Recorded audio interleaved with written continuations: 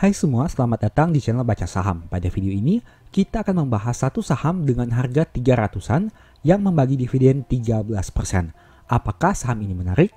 Tapi seperti biasa, semua pembahasan ini bukan rekomendasi dan hanya informasi. Ingat, kerugian kamu tanggung sendiri ya. Saat ini kita akan membahas saham AMAG atau PT Asuransi MAG. Nah, ini merupakan profil perusahaan yang mana didirikan pada tahun 1980 dan listing di Bursa Efek Indonesia pada tahun 2005. Untuk detail selengkapnya, silahkan baca pada tampilan berikut ini.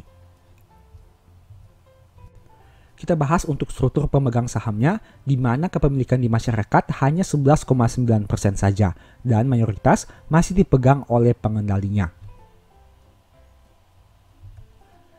Nah, sekarang kita lihat sekilas untuk rencana ke depan atau future plan dari perusahaan ini.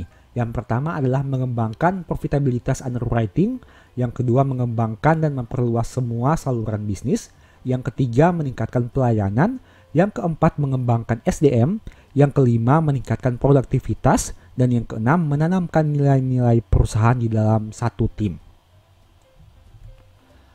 Poin berikutnya yang akan kita bahas adalah probabilitas setiap bulannya. Saham AMAG ini cenderung naik di bulan Agustus dengan probabilitas 78%.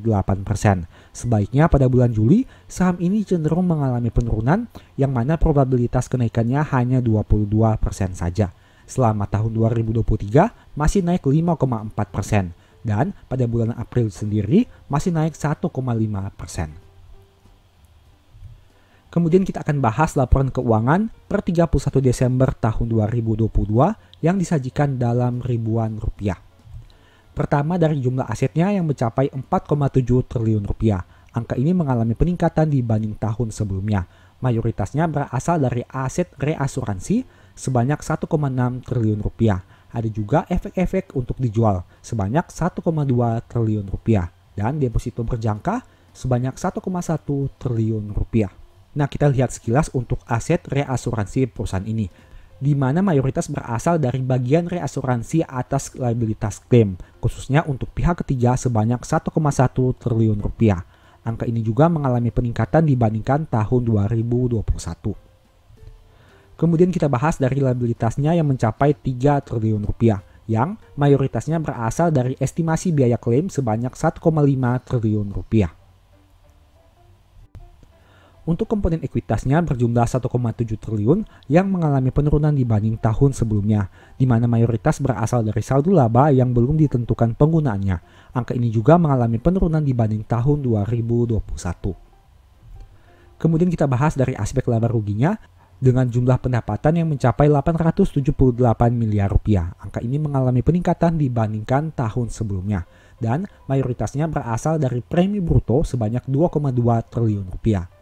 Untuk komponen bebannya berjumlah 685 miliar rupiah yang juga mengalami peningkatan dibandingkan tahun sebelumnya dan mayoritasnya berasal dari klaim bruto sebanyak 840 miliar rupiah.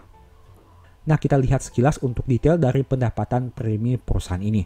Di sini teman-teman bisa lihat bahwa pendapatan utamanya didominasi oleh pendapatan premi kebakaran sebanyak 848 miliar rupiah dan pendapatan dari premi kendaraan bermotor sebanyak 481 miliar rupiah.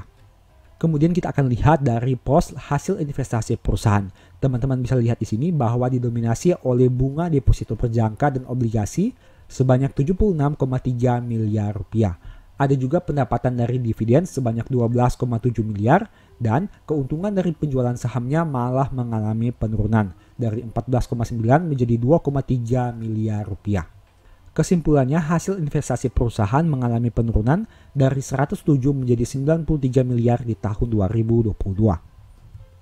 Untuk laba bersihnya mengalami peningkatan dari 149 menjadi 169 miliar di tahun 2022. Untuk aspek historical EPS, teman-teman bisa lihat bahwa saham ini konsisten membukukan kenaikan EPS dari tahun ke tahun selama 4 tahun terakhir, di mana kinerja di tahun 2022 menjadi yang terbaik dalam 4 tahun terakhir. Untuk aspek dividen, saham ini hanya konsisten sejak tahun 2020 hingga 2022. Yieldnya sekitar 13% per 11 kali dengan PBV 1,1 kali, yang berarti harga sahamnya sudah lebih mahal dari modal per lembarnya. Untuk NPM 19% dengan ROE 9,9%.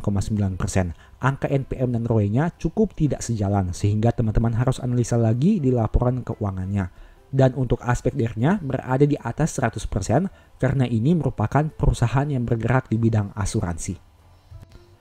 Untuk kinerja harga saham dalam 5 tahun terakhir masih naik 1% dan secara year to date masih naik 6,6%. Dulunya sempat di harga 468 tapi sempat juga di 186.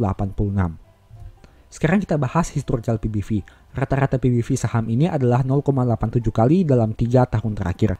Sempat diperdagangkan di atas 0,09 kali, tapi sempat juga turun di bawah PBV 0,65 kali. Kesimpulannya, saat video ini dibuat, harga saham diperdagangkan di atas rata-rata PBV 3 tahun terakhir.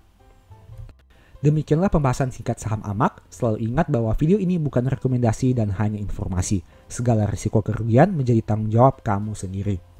Sebagai informasi, apabila kamu tertarik mempelajari metode nabung saham dan dividen investing, mungkin ebook strategi nabung saham ini bisa membantu. Untuk detail selengkapnya, silakan baca pada tampilan berikut ini. Apabila kamu tertarik mempelajari analisa fundamental dan money management, mungkin ebook The Stock Market ini bisa membantu.